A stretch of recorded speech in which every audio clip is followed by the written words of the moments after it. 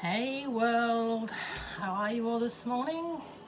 I am up at least. I'm sitting on the edge of my bed. I've managed to get a shower and speak myself up, and here I am. So, what's it been like today? It is a beautiful day here on the Gold Coast. The sun is shining, but the clouds are still there. So we may have some rain this afternoon, unfortunately. But hey, that doesn't make a difference because I don't have anything planned for today. So what are we going to chat about this morning? Well, got my water bottle here with me. I guess I can talk about pain, depression, anxiety. I should have made a list the other day when I made my recording, because I came up with some pretty choice topics. Anyway, doesn't matter. So, my pain this morning has enabled me to at least get up out of bed. Just going to put on some lip balm.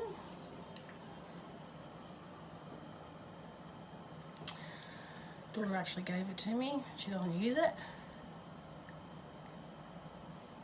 It's used now though. Okay, so, sugar level. I'll take my sugar level for you guys. Hey, it's pretty damn good. I've had some high readings, admittedly, but they've never been higher than 11, and they've always come down within the hour. So, hope the specialist, that's what we can talk about this morning. My specialty appointment on the 20th of June. Now, I'm hoping that my best friend, my sister, who's coming to town, can take me on that date, and we can make a date of it. So, yeah, So, I'll discuss that a little bit more then. That is my bariatric surgery appointment. That's the appointment I go and see my psychologist, my dietitian, and the surgeon. I saw them all the last time. However, my dietitian told my psychologist that I have had a few late night cravings where I've gone and I've overeaten and binged eat basically on a whole heap of fruit. So rather than being able to tell myself not to have that craving, maybe to eat something else earlier on in the night, like have some supper, then I won't be feeling hungry, less than I won't get sort of, while I am bored, I won't sort of, have that sort of snack late at night. We're talking 10, 11 o'clock at night. We're talking maybe 2 apples and 2 pears, or maybe 5 nectarines or 4 nectarines, or 4 plums and 2 nectarines. We are talking about quite large amounts. However, in saying that, I've worked very hard since my last appointment. My last appointment was in, oh my God, I think it was February. And since then, I've worked very hard and not had any of those cravings, and I've had no late night fixes on fruit, etc., etc. So in turn, what I do now is I have my normal dinner. I have supper around about, say, 6:30, and what that consists of is sometimes a rice cracker with some avocado on it, toast with avocado on it. It usually is a carbohydrate, and I think that sort of keeps me going all night then into the next morning, and I'm ready for my coffee the next morning. So I'm doing really well with the cravings, and I'm 150% certain I'm not going to have any more issues in relation to that even after the operation. Now, in relation to my cravings, my pain has escalated to the extent where I do spend most of my time in my bed during the day and during the night, obviously. So what happens there is my family have been helping me out. They bring me meals, and I just haven't even been able to really sit on the edge of the bed at late. And because of that pain, what actually happens is it doesn't get me up and about. So, and I don't, it's going really well, so let me put it that way. So I'll be glad to report that back to the dietitian, to the psychologist, because that's what actually delayed my operation last time. I could have already had the bariatric surgery.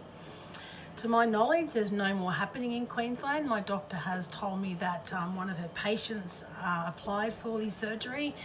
However, he was denied because they told him that there were going to be no more this year.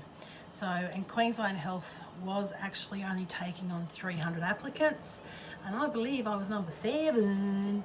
So I got in there straight away. So just an example of what you should do when you do get this opportunity or something like this arises is you should sort of put your foot down and hurry up and get what you have to get done. So I'm very fortunate. I mean, there's no way I'd be able to afford this operation. It exceeds in excess of, it goes between 16 to 25,000, depending on how much hospital stay you get. Apparently you're in hospital for 3 to 5 days, but if there are complications, then you can stay in for longer. Now I'm guessing the 25 grand or the 25K, sorry, is when complications arise. So, and that I certainly can't afford. I can't even afford the complications, to be honest with you. So I've been very fortunate to be able to have this operation, and I'm hoping that this appointment with the surgeon, dietitian and psychologist enables me to actually go ahead with that soon. So, and I don't know how soon, I'm probably talking June. Yeah, so hang on a sec, late June, because it is actually June. So yeah, so getting back to the pain, I have been spending a lot of time in bed. I actually did get out of bed this morning, and I certainly did my exercises in the way where I've got this elastic band or this piece of rubber, and I put my leg in and out, up and down. I have noticed my right leg, which would be your left leg, but my right leg, you get what I'm saying, vice versa, you know, and that type of thing. I'm sure you understand, you're not stupid. So I've lost a bit of weakness in that leg, and I can't lift it all the way. And I do notice sometimes that my toes hit the ground when I'm walking, when I walk. So I will be telling all this information to my surgeon. I'm having a MRI in July the 25th. I'm hoping that doesn't interfere. So I'm more or less not really going to discuss my neurological issues because I'm not there for that, number one, and I really do want this operation. I don't know whether I've expressed this in the past, but I have been, majority of my life, I've been fat, and there was probably only 2 occasions that I wasn't, and those 2 occasions were prior to meeting my husband and whilst dating him.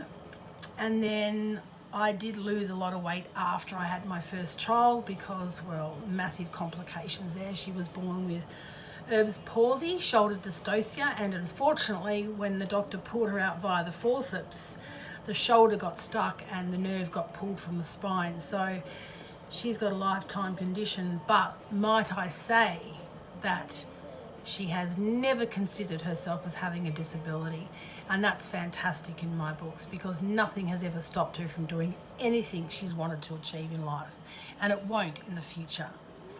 So yeah, so anyway, brain fog, I just forgot what I was talking about. Oh my gosh, I've had so much brain fog lately. Don't know whether you can hear that in the background, but I'm listening to a radio station that Alexa actually picked for me. Maybe that's another video I can do one day, is a video where Alexa, oops, nothing, continue playing. She gonna play, Alexa, play the 80s radio station.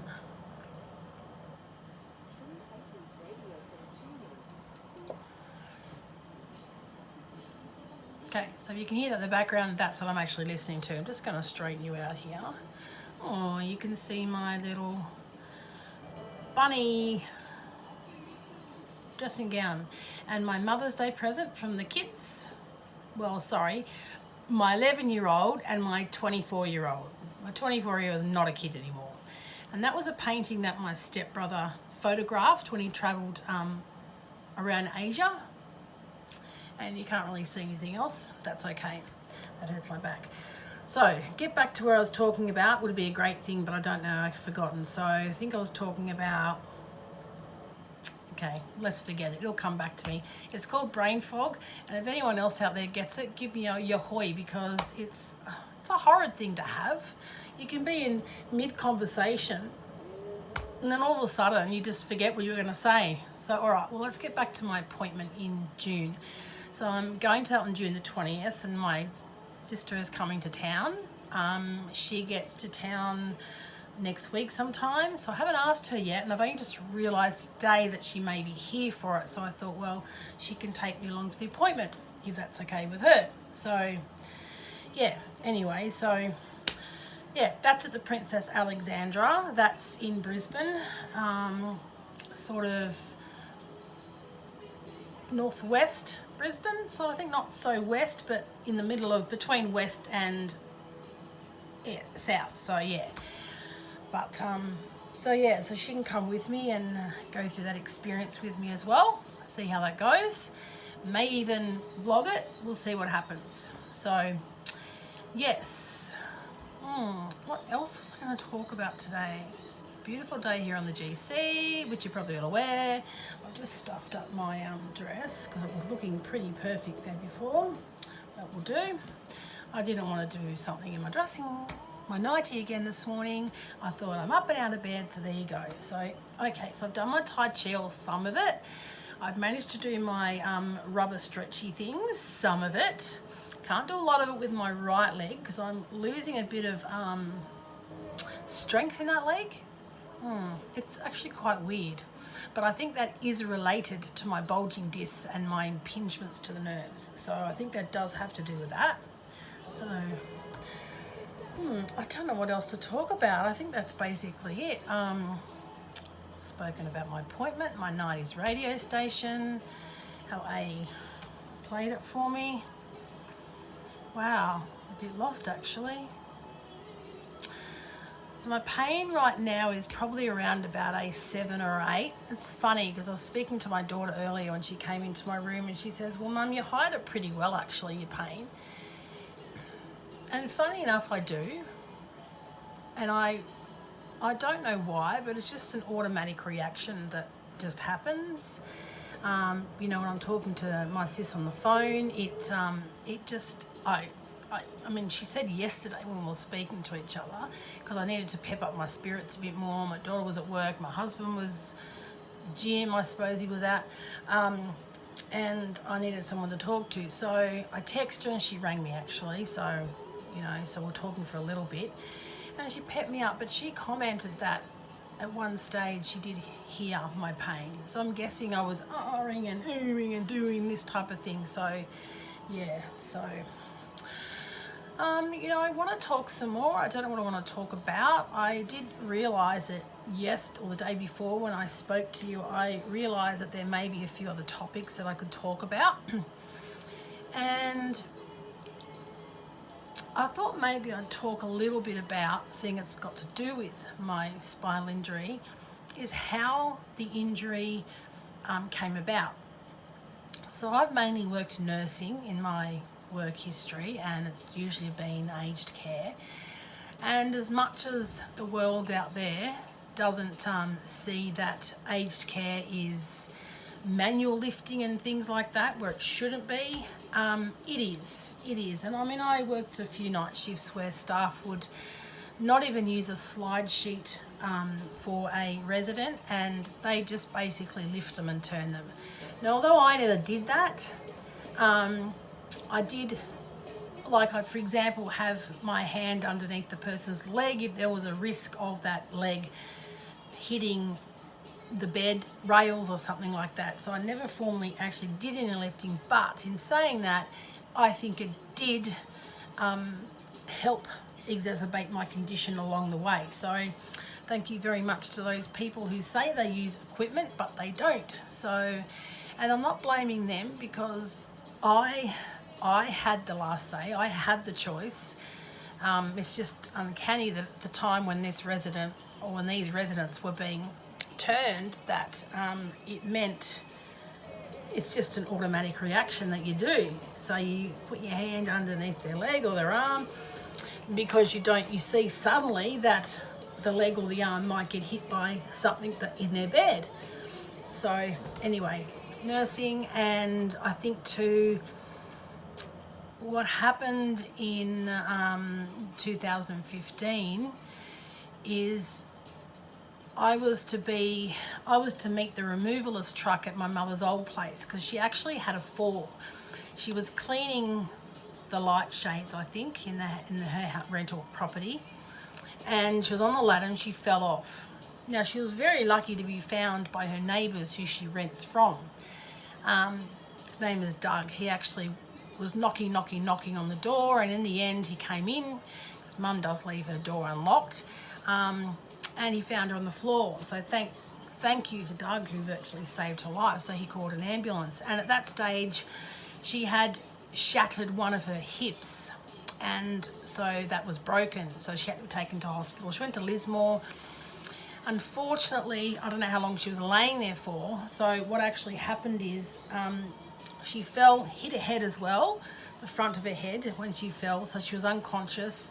They took her to Lismore Hospital, and they actually put her on ventilator because her vital signs were obviously not the way the doctors wanted them to be. So she was in intensive care. By the time we got there, though, she was in emergency, and they were at that stage they were going to try and stabilise her, which they did do, and they shot her off to the ICU. Now, by the time my daughter and I got down to the hospital, Mum was really dosed on morphine, and I think that was because of the pain in her hip, and I think it was too because the doctors and nurses kept saying to my mum, Kathleen, are you in pain? And of course she'd probably go, yes I am. So they gave her more. But anyway, later on it was discovered that she was given a little bit too much morphine, and that's why the responses, they weren't receiving the responses they thought they should be getting from her. But in turn, she ended up in the ICU on a ventilator, which means a tube down the throat. That the machine was breathing for her. She also had a stint in, something that they also put on your hand, cannula, but it was directly going through into the heart. That also, because her veins were sort of shattered basically because she was a renal patient. That's another story for another day. She was a renal patient. She was coming up to 8 years actually being a renal patient. So they had to put a direct line into her heart. So they did that. So by the time we got there, we were lucky. So she went from Grafton Hospital to Lismore Hospital, and we travelled in a car, not in the ambulance. So when we got there, Mum wasn't responding too well, and that was because she was doped up too much on morphine. So she ended up in the ICU. So anyway, she was there for practically, 2-3 days. They actually brought the mobile dialysis machine up to Mum. They dialysed her in the ICU in her room. The next day when we arrived, the doctors were there, and what happened is myself and my daughter were there. So we were speaking to my mother, telling her that we'd just arrived back, blah, blah, blah. And the doctors then realised that she was responding more so than what she had been. So the ICU doctor, the one in charge of the ICU, basically spoke to myself and my daughter, and she said, look, we didn't realise your mother was so responsive, so clearly she is. So we're going to use this opportunity where she's stabilised to go in and screw a hip back together, basically. They couldn't replace the hip. They could not do a replacement because that would take hours and hours, and renal patients do not handle anaesthetic too well. So if she was taken into surgery and her hip replaced, then there was, 89 to 92%, I think she said, that Mum would pass away under anaesthetic. Now, we didn't obviously want that. Now, this was the first accident she had, and to be honest with you, she recovered really well, to the extent where she got herself out of hospital and she was walking with her walker. Hang on. Yeah, she was walking with a walker. So she went back to her nursing home, the nursing home that ended up being a total... I'd never send anyone here, let me put it this way, especially with the director of nursing. He is a total idiot. But that's another story for another day, of course. God, how many vlogs have I got going now? About 4 or 5? Anyway, so she goes back to St. Francis in Grafton. We visit her there, blah, blah, blah. So she recovers really well. She's got a bit of an acquired brain injury from where she hit the front of her head. So she sort of does act like, I was grateful that she was alive, and so was my family, so was my daughter, and we were grateful that she was alive. And to be honest with you, she accepted the nursing home unlike we anticipated. She was able to wear the big, I'm going to call them bibs, but they're not bibs. They're like big tea towels that they put around the resident's neck, for dinner times and meal times, I should say. And what happens is then anything that spills doesn't ruin their clothes, because they're elderly. They can't afford to do 3 or 4 or even 2, changes of clothes per day. So to prevent that from happening, they wear those big bib things. She was very accepting of the nursing home, and I do think that's because of her acquired brain injury. So, cut a long story short, she did have another fall. I received a phone call while the nurse was actually treating her in her room. She said, nothing hurts. I could hear her ask my mother whether she's in pain. No. Now, at this stage, she was on opioids. So, and I do think it was that was masking the actual breakage. And I think the screws, they did come down at that point. They broke apart at that point. But she just didn't realise it straight away because of the painkillers that she was on. So anyway, they asked me if we should send her for an x-ray, and I said, yes, please do. So they sent her for one, and it actually did show that the hip, the job that was done on the hip had totally been shattered. It was at this stage she was back in hospital, and she started to get weaker and weaker and weaker. And this stage she wasn't getting better. She wasn't, rehabilitation, physiotherapy wasn't helping her in hospital. Her dementia had escalated a bit more, where she knew she was getting forgetful. So it was a terrible stage for her dementia. She knew that she was she had dementia, she was forgetting, but yet she remembered. So, that just went blah, blah, blah. And it was a terrible time for Mum, because she knew what she wanted to say. She didn't know how to say it, but then she did say it, but then she forgot that she said it. You get my gist, right? So anyway, she ended up in a much higher care facility, and the only high care facility that would take her, because she couldn't get herself from the bed to her actual chair. So what actually happened in that case is, unfortunately, she had to go to a high care nursing home. So she went to that, and we took all of her stuff over. Myself and my daughter did all this. We got no help at all from her family, her other family members. And to this day, that remains the same. So don't really want to talk about that side of things, because it's only bad things to say, really, and I don't think you want to hear that out there. But let me know, give me a like or give me a comment or something and let me know. So anyway, we moved all the stuff over there. We kept most of her clothes at our place here on the Gold Coast, because Mum had a winter wardrobe and a summer wardrobe. She had so many clothes, it was amazing. And this little wardrobe that she had was like, it probably held about maybe 12 outfits, maybe even less, because that didn't include jacket space or anything like that. So we made her feel more at home. We went out and we bought her a, $300, and by the way, I have to get that out of the cupboard and really wash that today, a $300 or $400 big quilt for a bed, because she loved things like that. So we put that on a bed and she loved it. She didn't really go well at first in the nursing home, that particular one. But the thing is, I felt comfortable with the director of nursing, I felt comfortable with the RNs, and I felt comfortable with the personal care attendants. I loved them all. Every time we went there, we saw the same staff. We hardly saw any agency staff or anything like that. And being in the country, a lot of the times, yes, staff were sick, but at no time was I visiting was that that facility closed down or anything like that because of health issues. I know one did happen. That was Mum was there too, and she actually got through that. Amazingly, she fought that bout of diarrhea, a really bad bout of diarrhea with a lot of the other stuff, all the other residents too. So if you were visiting, you had to stay until you were cleared. And it was great because it only took about a week, and all the residents, they never lost one resident, and the staff, They never lost one staff member. So all I suppose I'm getting at is, and I really have to cut this down now because it's 25 minutes that I'm going into here, is the staff are great. And if you live near Grafton and you have a loved one that needs high care, I would recommend the Grafton Aged Care Facility, or Fresh Fields is what they call themselves now.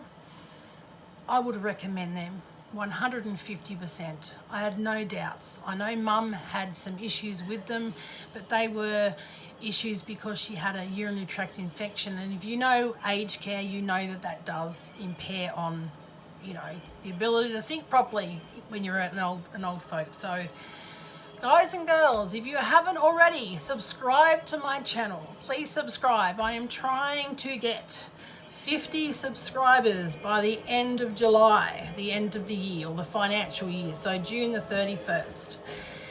Like this video, and if you haven't already, as I said, subscribe, but if you have, make sure you dong that bell below. And ding-a-ling-a-ling-a-ling-a-ling, so every time I upload, you will know all about it. Guys and girls, love you all. Kisses and hugs, and take care until my next upload. See you later, guys.